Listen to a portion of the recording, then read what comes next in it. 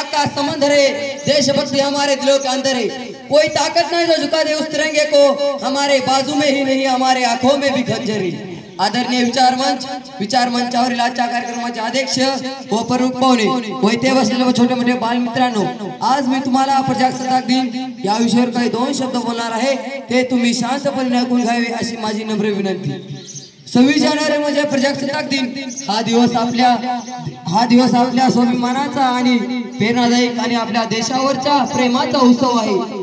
1950 साली 26 जानेवारी रोजी आपल्या भारताचे संविधान लागू झाले व भारत देशाचा गणराज्य म्हणून अधिकृतपणे जन्म झाला व त्या घटनाचे आपल्या देशाला समानता आणि न्याय व तत्परता चालवण्याचा मार्ग दाखविला। आजचा दिवस संविधानाने हक्क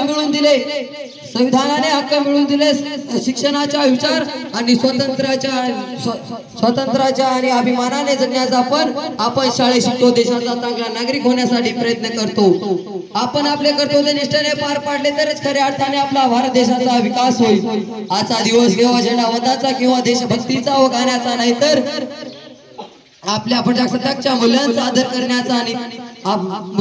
करण्याचा आणि त्यासाठी योगदान देण्याचा। डॉक्टर बाबासाहेब आंबेडकर, महात्मा गांधी, भगतसिंग यासारख्या अनेक स्वतंत्र सैनिकांच्या अवदानामुळे आपल्याला स्वातंत्र्य मिळाले। ना सरकार मेरी है, ना रोक मेरा है, ना बड़ा नाम मेरा है, मुझे तो सिर्फ एक बात का गौरव है कि मैं भारत का हूँ और भारत मेरा है।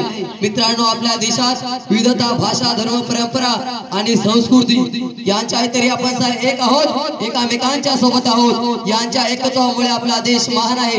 माझी सर्वांना विनंती आहे, आपण प्रत्येक जण आपली जबाबदारी ओळखूया, शिक्षण, शिस्त यावर भर देऊया, कारण उद्याची भारत आपल्यास घडविण्याचा आहे। अखेर मी माझ्या भाषणातून समारोप शब्दामध्ये करू इच्छितो, भारत मातेच्या चरणी नतमस्तक होऊन तिच्या सदैव करशील राहूया। दोषाचे उत्तर हे प्रेमान देते, आपली संस्कृती अशी आहे की मन जिंकून घेते। एवढेच बोलतो आणि माझ्या भाषणाला इथेच पूर्ण करतो। जय हिंद, जय महाराष्ट्र, धन्यवाद।